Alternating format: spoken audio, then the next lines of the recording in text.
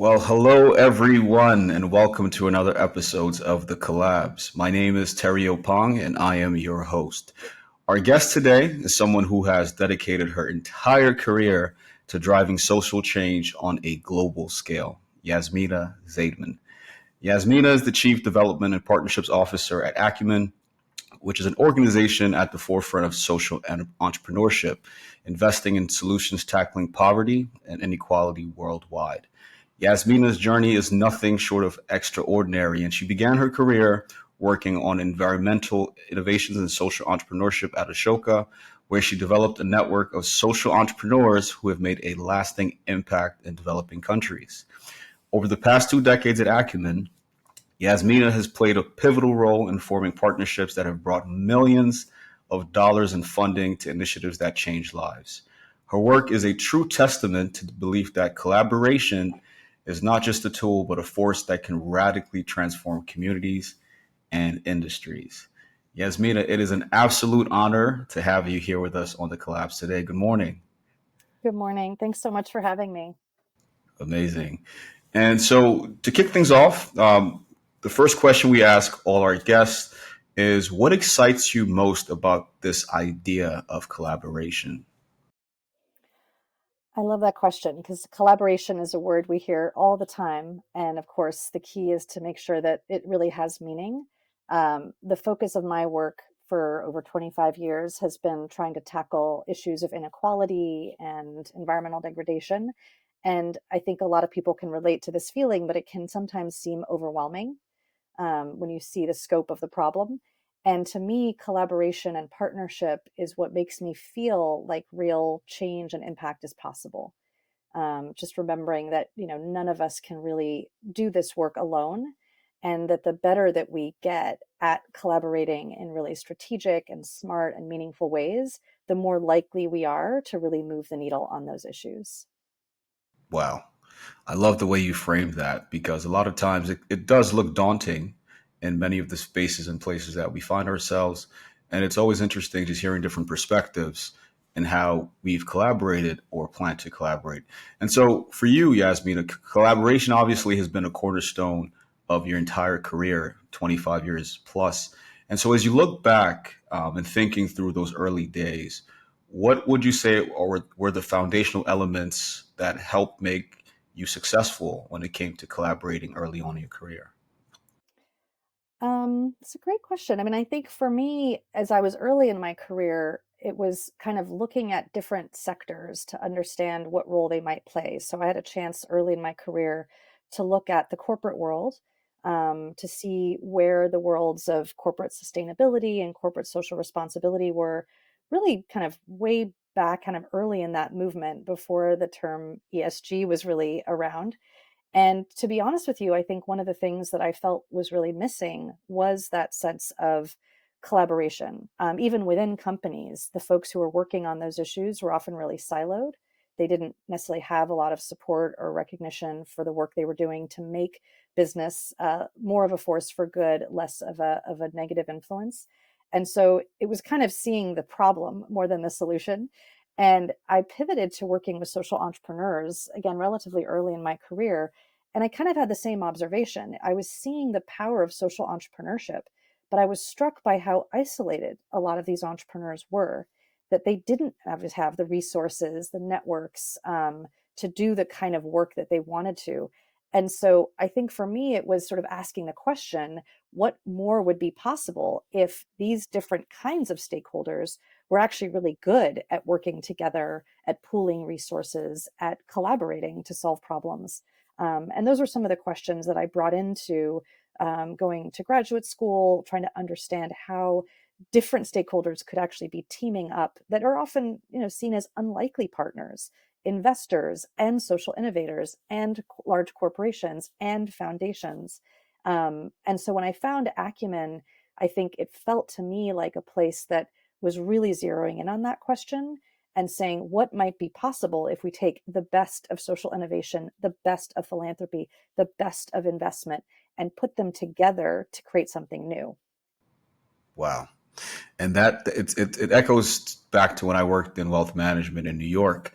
and I stumbled across the Chartered Advisor in Philanthropy designation. And when he talked about charitable gifting and, how do you work with people who want to do good as well and essentially collaborate, right? And this was 2010, and it was interesting seeing how a lot of people were really interested in, okay, I work at Goldman Sachs, or I work in these spaces. How can I, you know, pretty much help with the nonprofit space beyond just gifting money? Are there sustainable ventures I can invest in or back, right? And essentially just help grow things that way. It's interesting you mentioned that, and we'll definitely get to more of that as we speak about your amazing work at Acumen. And so when we think about your journey, you started out with roles. I believe you were an environmental management consultant at Geomatrix, and then you were also acting director of environmental innovations at Ashoka.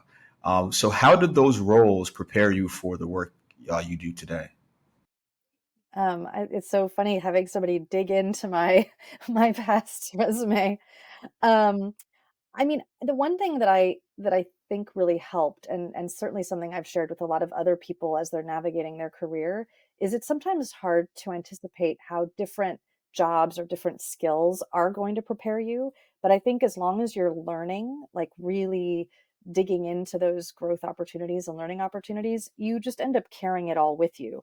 So I would say, when I was working at Geomatrix, one of our clients was Ford Motor Company, and we were helping them to build an internal environmental management system that they could use to sort of track and improve performance on their environmental impacts.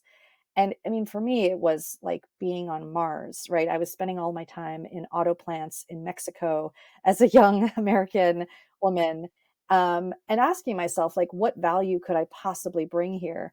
But what I learned was that it really was about communication. And it was about being able to understand, like, what were the drivers of the people who were managing this factory? What did success look like for them? And how could I show them in really, authentic ways that tracking their environmental performance, building this internal system, getting certified would support them in those goals. And that just taught me a lot about partnership, right? Because I think if I'd come in and said, it's my agenda and my views on how the auto industry needs to change, I wouldn't have gotten anywhere. But I was really interested in what was meaningful for this group of leaders in pursuing this process and how to appeal to that when we got stuck. So, very end of the process of going through this entire build of this internal system, and weeks before they were going to have their audit and try to get accredited, they said, we're not sure we've done this in the right way, and we'd like to rework everything we've done. And I had to really assure them that I was committed to their success, and that was all I cared about, and that changing the way they approached it in the final hours would undermine their success. So I was debating with these plant managers. It was kind of fiery, and at the end they said, we're going to trust you on this, that we will be successful. But I think I was able to show them again that it wasn't about my agenda, but that I had a genuine commitment to their success.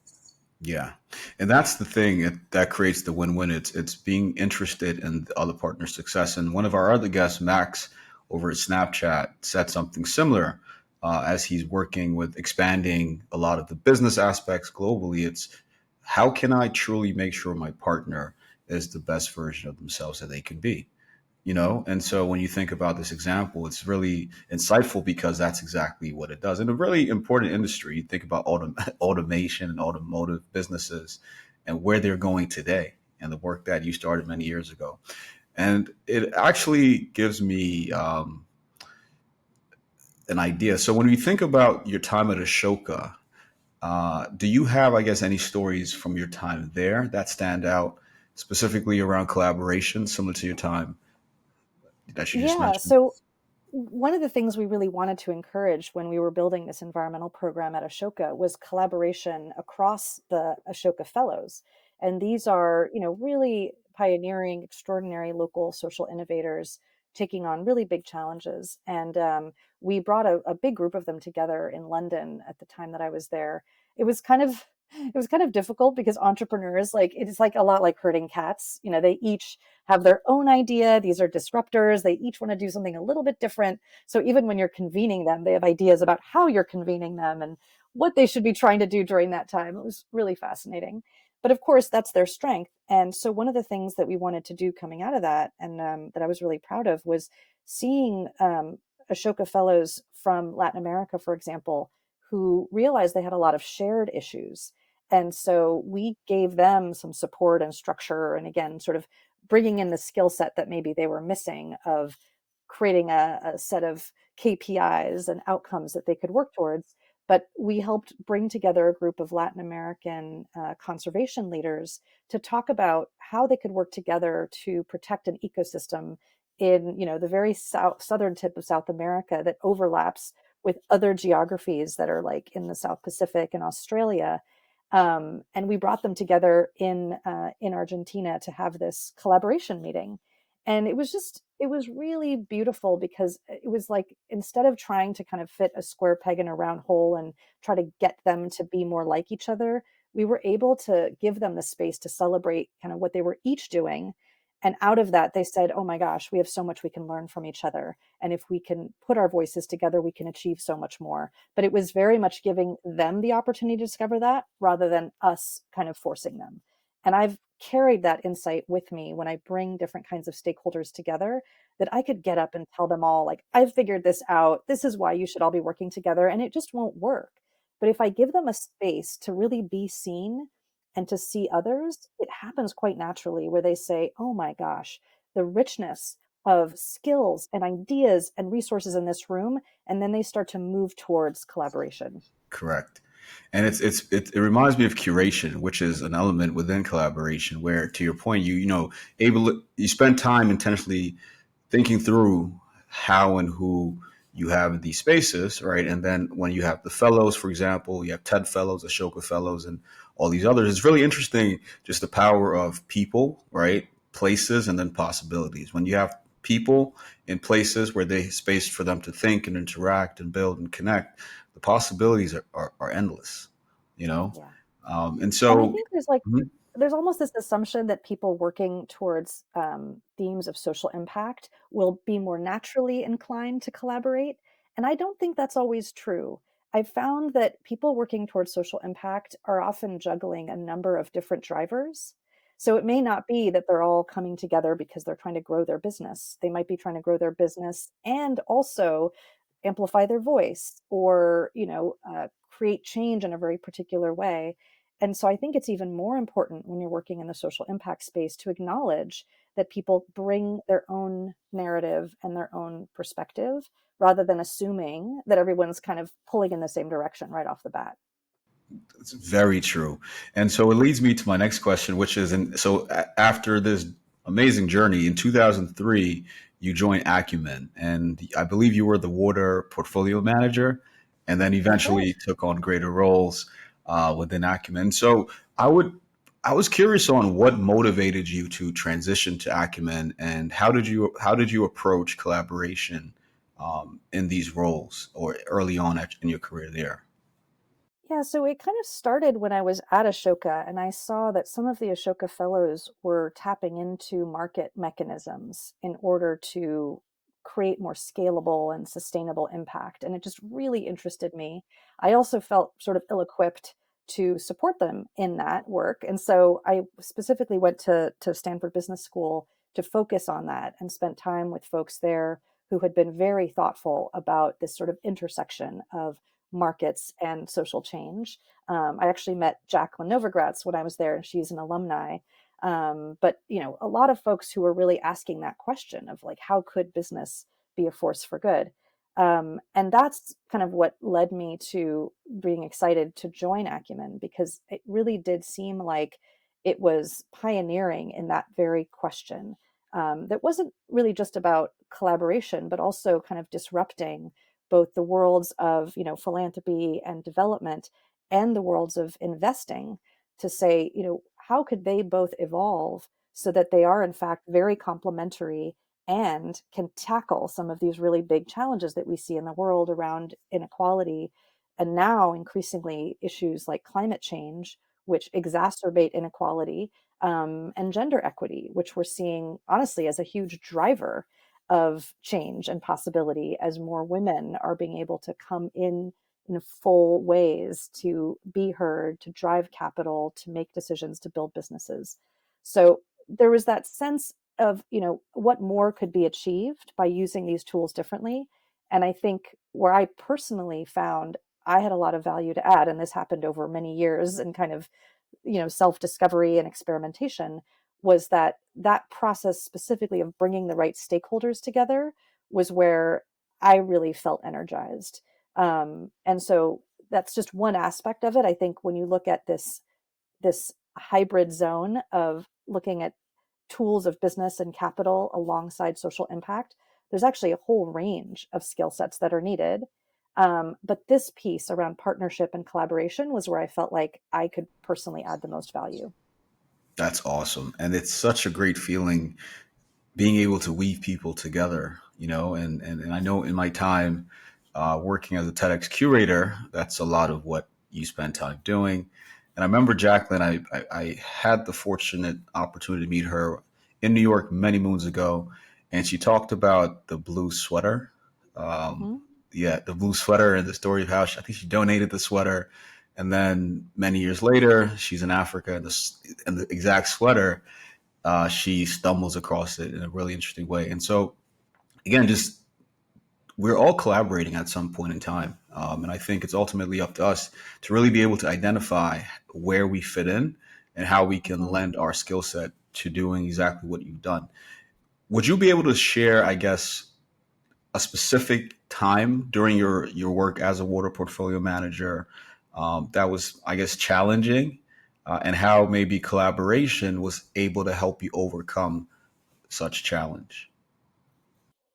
That's a great question. I mean, one of the big things that was important in building the water portfolio was actually bringing together stakeholders to support the work. And, our mission, our focus then and now is to find sustainable and scalable business models that can make a difference on this issue, particularly for low income and vulnerable customers.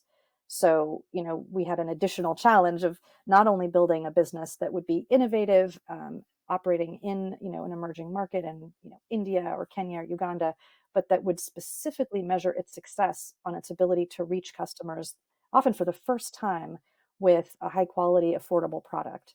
And frankly, water and sanitation may be one of the most difficult sectors to do that in. But what was really interesting is we had an opportunity to partner with the Gates Foundation, and they recognized that there was just a lack of solutions that were in that space of both social impact and investability. And they really encouraged us to take big risks. And so it was hard because we were looking at business models that were, unproven and high risk, even by our own standards, combining, technology risk and management risk and local market risk, and and yet having a partner that was so clear that they were totally comfortable seeing some failure. I remember actually we worked really closely with Louis Borston, who's still a great friend of mine and is now leading the Osprey Foundation. But he was just so clear that this is what philanthropy can do, that it can go where traditional investors don't go and it can take risks. So through that, we were able to work with a number of entrepreneurs at different stages, capture lessons from that, and share that out within the field. But it was just a reminder to me that as much as we were eager to find donors and funders, that we need to find funders that actually believe in what we're trying to do and will push us on the right things, right? To push us on impact and push us on innovation rather than just show me success, just show me scale. So that was a big lesson that I've carried forward in working with other partners that, if I'm talking to someone who I think has missed that about, who Acumen is, what we're trying to achieve, then it might not be worth entering into that partnership because at the end of the day, that's, what we care about is that are we actually breaking through and finding new solutions but willing to take risks and face failure along the way. Yeah. And it's interesting how in business it's one of the cornerstones of success, right? However, in the world of philanthropy and social finance, it's, you have to be, or at least in the past, prior to this mindset, you had to be correct. You couldn't really fail.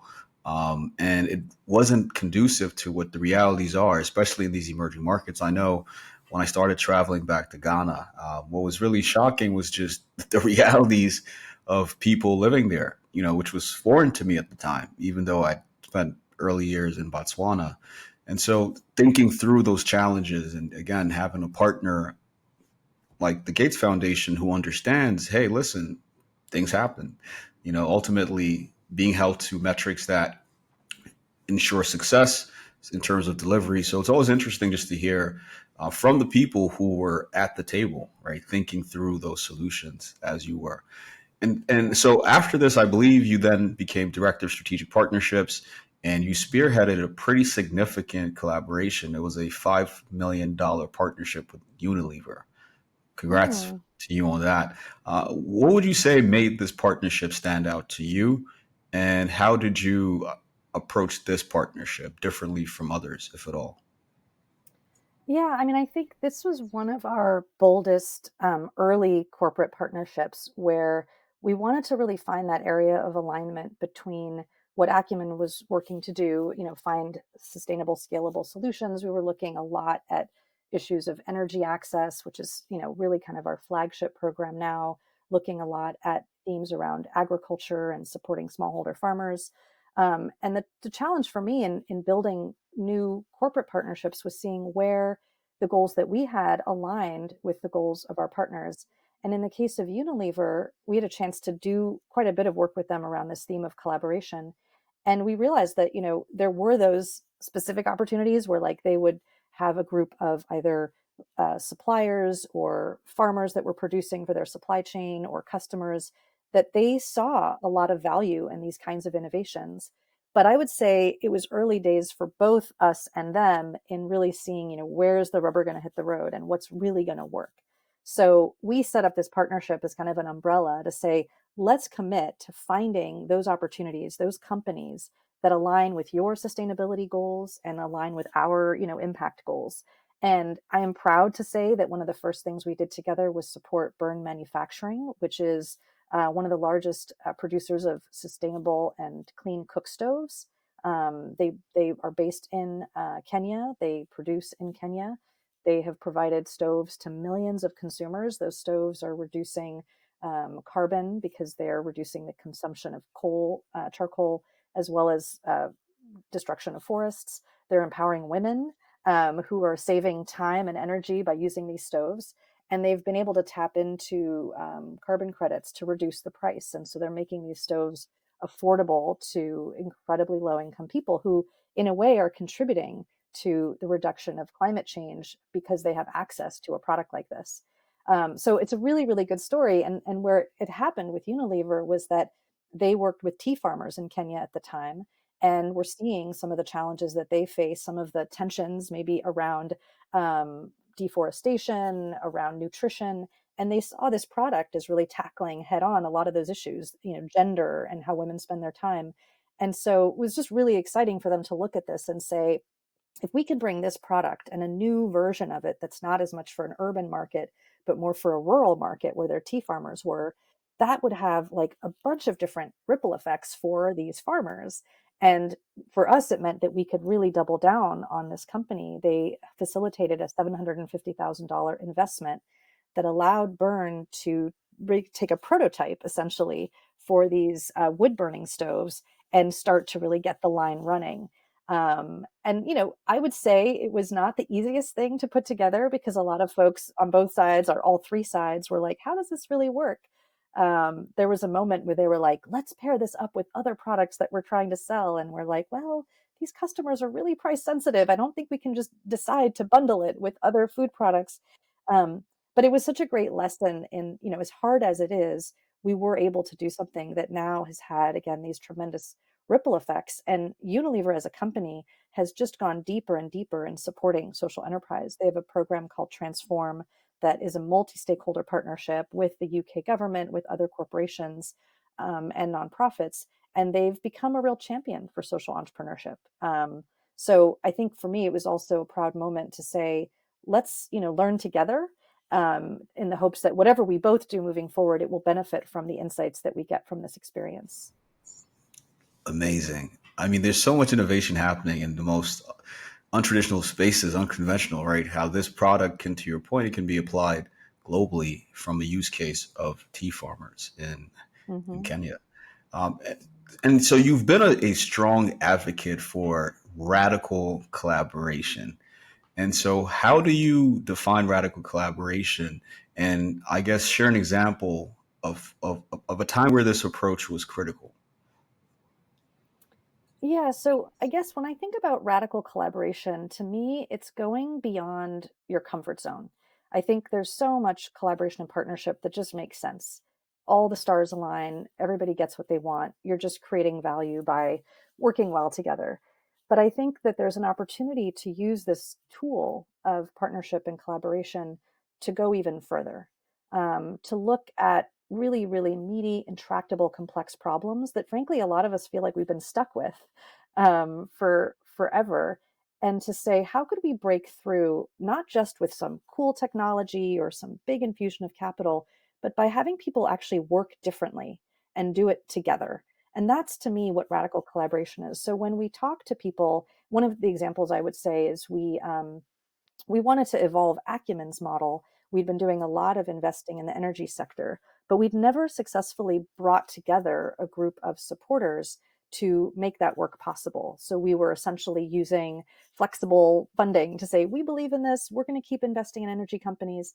And I said, there's a world of funders out there who I think really care about the kinds of impacts that we're having, but I just don't know that we've really spoken to them as clearly as we need to about what it is we're trying to do and what that could mean for the world. So to me, this radical collaboration involved Acumen's evolution, getting out of our comfort zone of like, we invest in companies, to say, okay, we do invest in companies, but what else are we doing? We're measuring their impact. We're learning. We're amplifying those lessons. We're convening. There's things we can do well that we've never really seen the value in. And that's kind of what these other stakeholders are looking for. Like, they don't want to just see a little bit of money moving around. They're asking us, is this problem solvable? Could we actually bring energy access to people who don't have it? And so I said, let's evolve ourselves to be the organization that can answer that question, can actually design those large scale solutions. And then we were asking our partners to evolve too. So we were getting some of our earliest government funding, right? And governments typically want to invest in things that are really proven. So we're like, there's things we know and there's things we still need to know. Can you go on that journey with us? We developed our first partnership with the IKEA Foundation, which is one of the largest private foundations. And they said, are you open to us co-creating this with you so that we learn from it? So there was just a lot of folks coming in, even individuals who were giving really generously to say, okay, I'll support this, but how do you bring me in? How do you make me feel like I'm a part of it? And I think everybody was willing to get out of their comfort zone to work in new ways. At the end of the day, we raised $22 million and we launched this investing initiative that I really do think has moved the needle. And it's opened up so much insight for Acumen. We've since created a second iteration of that initiative. We've launched a commercial fund in that area. And I think it was that willingness to say, instead of, we have all the answers, follow us, and say, we have really good questions and we want to know what you're trying to figure out too. And that's what it feels like when you're doing radical collaboration. People are a little more vulnerable. People are willing to be uncomfortable. You have some meta conversations. So you get away from just, here's what I want. Do you want the same things? Can I make it worth your while? That's transactional. And this was something else. This is an amazing conversation. So thank you so much for sharing. Learning so much, and I'm just really excited for our listeners to do the same. So when we think about just, I mean, 20 plus years at Acumen, you've transitioned from chief partnerships officer to chief development and partnerships officer. So how would you say your leadership approach has evolved as you've transitioned and faced new challenges in each role? Wow.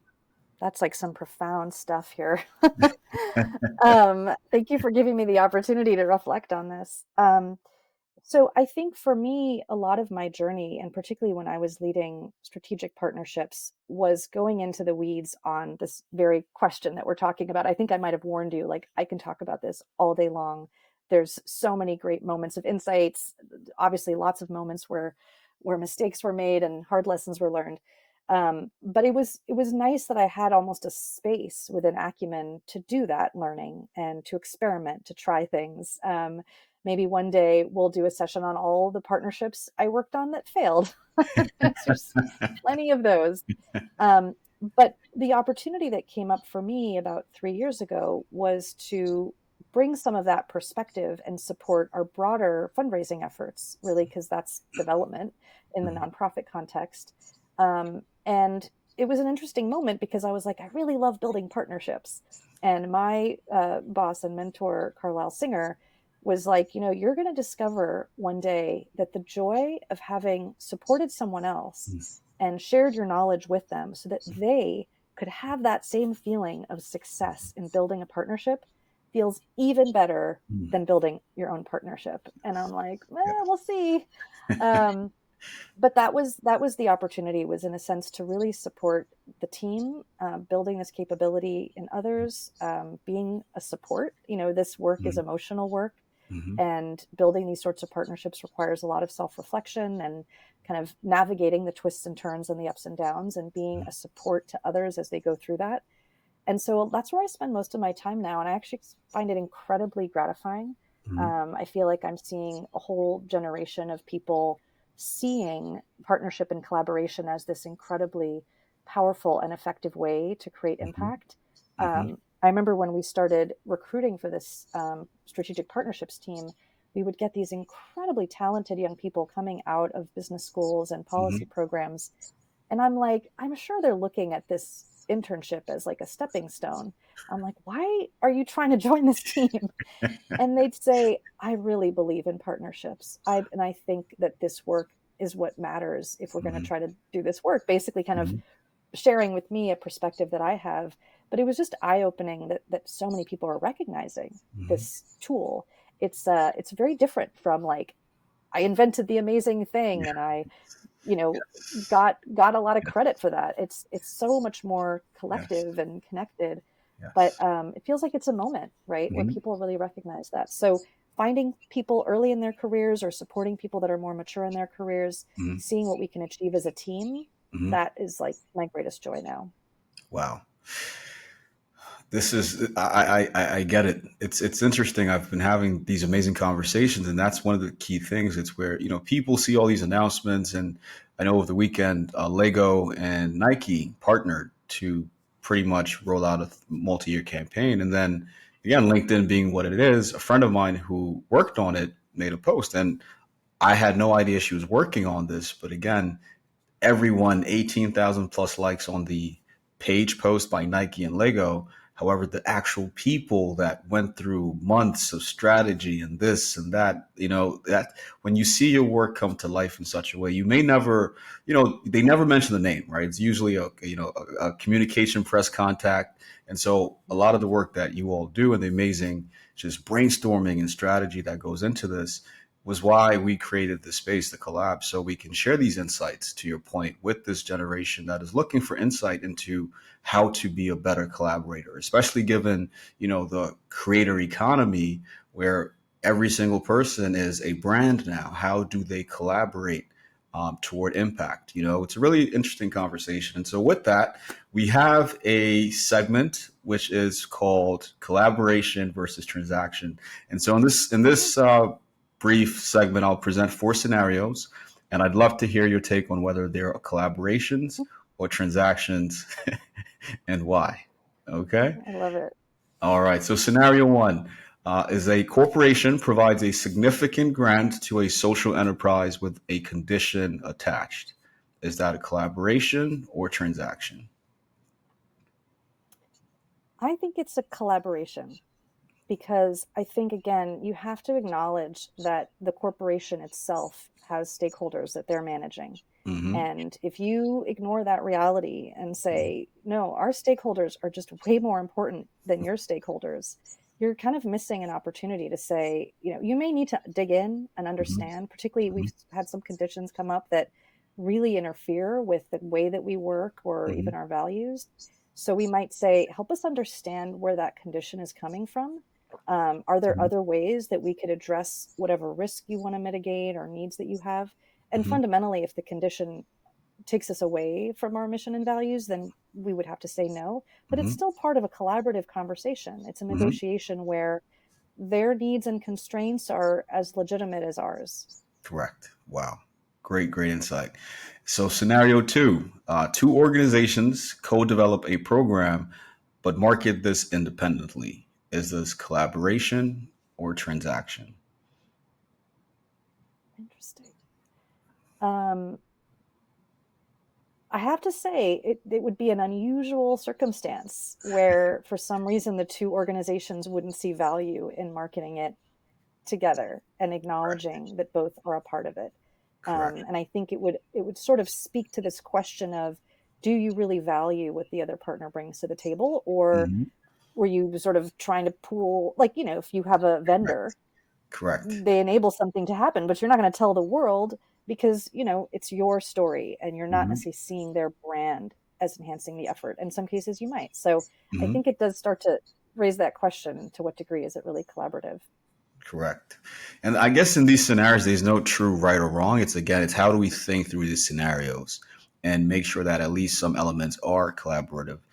For example, speaking to Danny over at TikTok in Germany, he said that in some cases, a collaboration is a series of smaller transactions, right? And so it just depends on what's the ultimate goal and how can we make sure that, because especially initially, it's about trust building, as you said. We need to build trust. So not every company or person goes all in. And so how do we mitigate the risks? To your point, some things could be a little bit more complex than others. Scenario three, a nonprofit and a tech firm co-create a platform and share data. Is that a collaboration or a transaction? It sounds like a collaboration because I think that, well, one, you're talking about co-creation, which is Hmm. always a complicated process. And if it was just the tech company creating the platform and just the NGO sharing data, I would worry a little bit that it was more transactional. But I Hmm. think building some new tool that enables both to learn, grow, create impact. And then in terms of sharing data, I think it also requires a lot of trust, Hmm. right? You really have that negotiation. What's going to happen with this data? How are you going to use it? Where will it go? And so automatically it forces organizations, I think, to have much more transparent conversations Hmm. about, what is the intent behind sharing the data and how will it be managed in a sensitive way. Amazing. Well, thank you so much for your insights. And again, this is just the beginning of hopefully, as you said, many future conversations. And so as we start to wrap up and we think about the future, when we think about the future of collaboration in the world of nonprofits, social enterprises, and investing in general, what are some trends that you see emerging in social enterprise, and how should organizations and future practitioners prepare themselves today? Yeah, so I mean, I think coming from the perspective of my experiences at Acumen, we've been around for 23 years, and our focus has really been on entrepreneurship, whether we're working with really early stage entrepreneurs, helping to put our first sort of institutional investment into an early stage company, and even scaling high growth Mhm. social enterprises through our commercial funds. We've been able to work with over 200 companies, and we've seen those companies reach 650 million people with Wow. products and services that have a really meaningful impact on their lives. Wow. So I think the job for Acumen and the way we've been able to do that is that we keep pushing into new frontiers. Hmm. Um, because as much as I'm proud of the scale and the numbers, what I'm most proud of is where we can say we've shifted markets, Hmm. that we've shown the world something about how low income people will get energy access Hmm. that was not well understood before we really went deeply into that space. And we're doing the same thing now with climate resilient agriculture and with Hmm. green jobs. We're going into spaces that are underinvested, trying to create the right incentives and support for entrepreneurs to succeed.